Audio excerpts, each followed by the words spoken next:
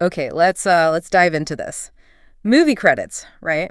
And the whole promotional side of things. Hmm. It seems like it should be pretty straightforward, but sometimes you hit these situations where the story being told just doesn't quite mesh with what you actually see. Yeah, exactly.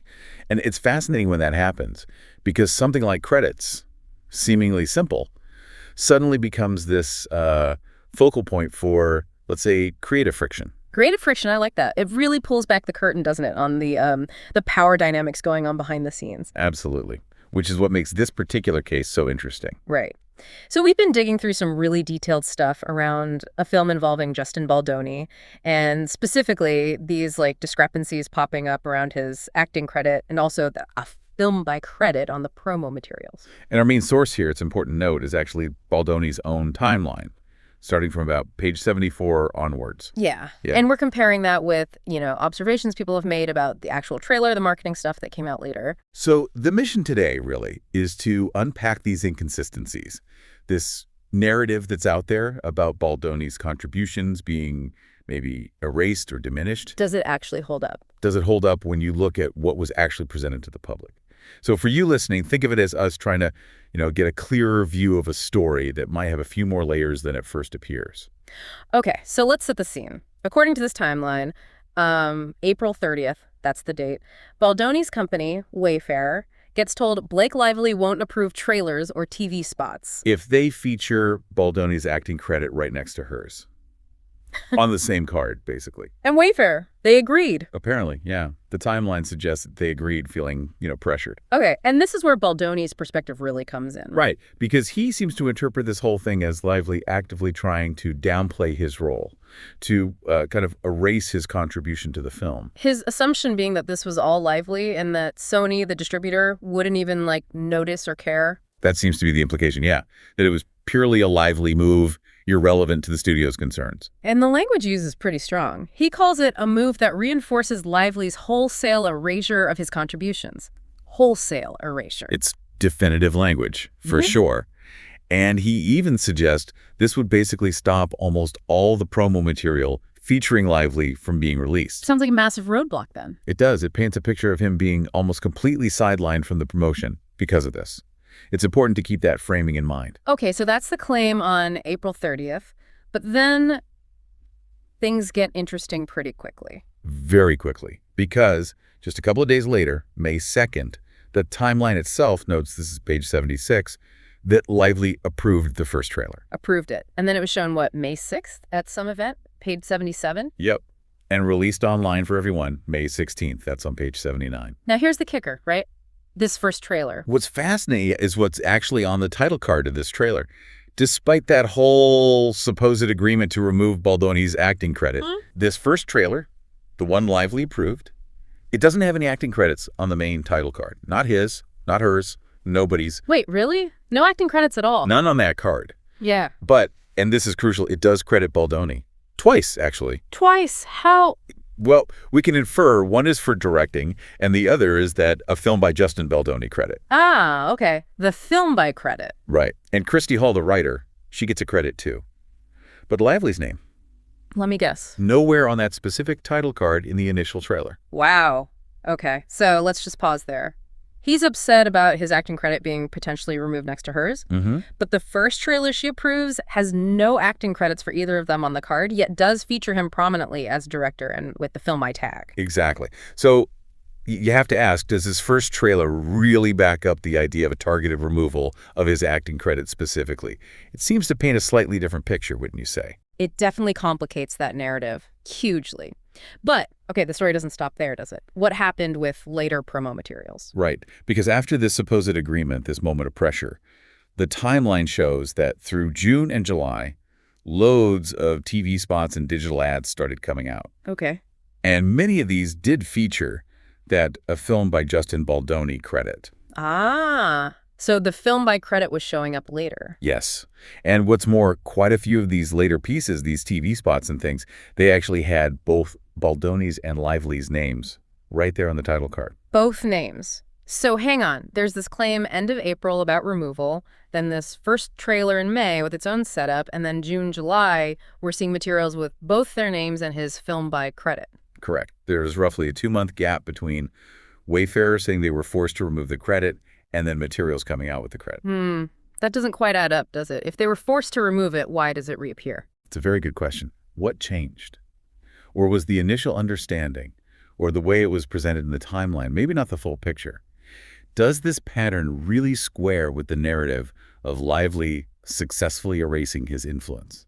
It seems contradictory. Like, as one observer put it quite well, Wayfarer's account seems at odds with and in contrast to observable reality, based on what actually got released. That's a very sharp way to put it. The timeline's narrative versus the public-facing materials seem misaligned. And this whole situation kind of throws a spotlight on that film by credit itself, doesn't it? It really does. We saw someone commenting, raising a really fair point. Is it credit even, like, appropriate here? Baldoni didn't write the book the film is based on. Right, nor the screenplay. Exactly. So is a film by justified in that context? Well, to be fair, someone else did point out that, film by credits for directors who didn't write are a thing. It happens in the industry. True. It's not unheard of. But the question of whether it feels right here, in this specific situation, especially with all the surrounding drama, it kind of lingers. That feeling maybe that it felt a bit unearned, as that first commenter suggested. Yeah. And there was another interesting observation someone made about this juxtaposition. Like, Baldoni in interviews being super humble, praising everyone else. Humbly praising everyone else's contribution. While behind the scenes apparently being, quote, adamant and upset about getting that My Film stamp. It points to a potential, let's say, tension between the public persona and maybe a private insistence on a certain kind of recognition. It's nuanced. Definitely. Okay, let's shift focus a little. What about Sony, the distributor? They must have had a view on all this. You'd think so. And there are hints, little glimpses in the comments, and maybe inferred from the timeline, like mentions of rough texts between someone called Jamie Heath, presumably from Wayfarer, and Sony. Rough texts? That doesn't sound like smooth sailing. No, it suggests friction. And several people commenting were really curious about Sony's side of the story. What was their take? We're only really seeing one perspective here. That's true. Were there any clues about Sony's priorities? Well, one really eye-opening interpretation came from looking at a Sony message. It seemed to suggest that getting a Taylor Swift song for the movie was like a massive deal for them. Taylor Swift, okay, that's big. Huge. And the interpretation was that this might have been even more important to Sony than getting Lively's contract signed at that moment. Wow, so Lively potentially having that connection. Exactly. It suggests she had some serious leverage, potentially through that Swift connection. A very powerful card to play in any negotiation. That makes sense. Leverage is key in these deals. And it also possibly connects to another comment about a Sony exec apparently being quite unhappy with Heath. Oh. Yeah, calling them out for, quote, making trouble and risking the movie's success. Oof. So internal clashes, too, not just between Wayfarer and Lively, but maybe Wayfarer and Sony, or at least friction there. It certainly hints at that possibility. Different players, different priorities. Maybe Sony was focused on the bigger picture, the release, the song, and saw this credit dispute as a damaging distraction. It adds another layer. And, speaking of the source material, someone made a really smart point about the timeline itself. What was that? That because all this is coming from Baldoni's own timeline, presented by his side, it's inherently shaped by their perspective. Right. It makes it hard to directly refute because it's their document. Exactly. It allows them, as the commenter put it, to spin whatever narrative they want. It's a framing device, in a way. That's a crucial point about interpreting this source. It's one side's carefully curated version of events. So let's think about Blake Lively's position in all this, from her perspective. Well, as the lead actress, arguably the bigger name, the more established brand, you could argue she had every right to negotiate. To use her leverage, including that potential Swift connection. Absolutely. If she felt certain things, credits, promotion, maybe even the music, were important for the film's success or her own involvement, negotiating for them is standard practice. Yeah, and someone made a good distinction between demands and negotiations. Right. Just because you ask for something, even forcefully, doesn't automatically make it wrong or illegal in a business context. Wayfarer could have theoretically said no, right? Though maybe they felt they couldn't risk it. Exactly. There would have been consequences, potentially, but the option to refuse requests usually exists in a negotiation. And importantly, based on what we've seen in these excerpts, There's no clear evidence presented of Lively using, like, unlawful threats or actual force or anything that crosses that line. Yeah. It seems more like hardball negotiation tactics, maybe, playing the cards she held. Power dynamics in Hollywood, essentially. Pretty much. Standard, if sometimes uncomfortable, stuff. Okay, one last little detail that someone picked up on. The credits themselves again. What about them? The apparent redundancy of having both a film by Justin Baldoni and directed by Justin Baldoni on the same page, or in close proximity. Oh, right. Yeah, someone called that ridiculous. It does seem a bit much, like belt and suspenders for directorial credit. It certainly makes you wonder about the emphasis. Is it just stylistic, or was there a real push to double down on that directorial authorship, perhaps tied into this whole narrative we've been discussing? Interesting point. Okay, so let's try and wrap our heads around this.